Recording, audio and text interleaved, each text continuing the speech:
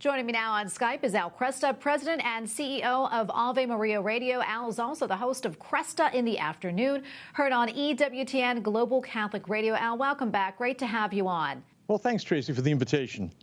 Al, the McCarrick report is something that lay faithful have been calling for quite some time, as you know. What insight does this report give us into McCarrick himself? There are a few things that come out immediately. One of them is what a mess our corporate clergy situation is. Time and again, you find in the report that there are hints, there are whiffs of misconduct, anonymous phone calls or anonymous letters. But the existing structure of bishops, archbishops, priests, deacons, seem unable to conduct the kind of investigation necessary.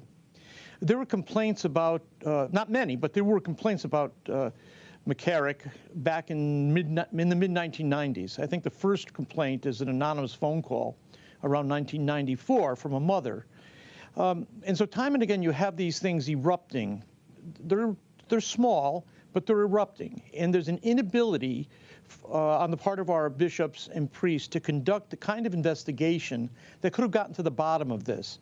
I think this is a problem of what some people would call clericalism, and that is a certain sense of, well, there's a natural fraternity among priests, obviously, but which you want, but there isn't sufficient fraternal correction or holding one another accountable.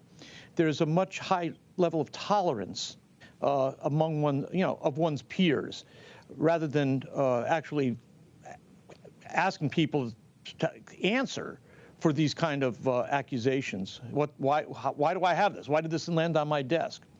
So I think we need something. This is going to require more than just lay outrage. It's going to require real intelligence on the part of our clergy to figure out a better way to hold one another accountable. Al, what does it show about the institutional system of the church and the ways in which McCarrick was able to use it to his advantage? Well, again, what you see is ambition. You see ecclesial ambition. This is a fellow who was a pathological liar, who knew how to work the system, knew how to game the system. And when Cardinal John O'Connor warned Bishop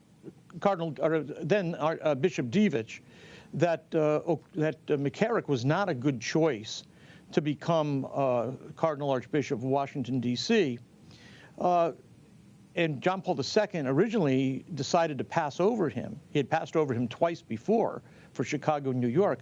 But during this third time, McCarrick caught wind of it. Somehow he caught wind that he was being overlooked.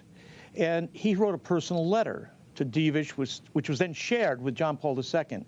And in this letter, this ambitious, narcissistic, pathological liar managed to persuade John Paul II that he was in fact pure, innocent, never had engaged in any sexual misconduct with anybody at any time in his life.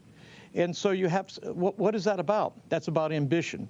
It's about somebody lusting for higher office, the very things that St. Paul warns against when it comes to bishops and deacons. So I think we have to recognize that in our Catholic Church, people really do think it's like a corporate structure that you can climb. And I think we have to be aware that we have people who are trying to climb the ladder. I know for me, this is kind of a new realization. Well, Al, so much more we can talk about. I wish we had more time, but we appreciate you coming on. Al Kresta, President and CEO of Ave Maria Radio. Thanks again, Al. Thanks, Tracy.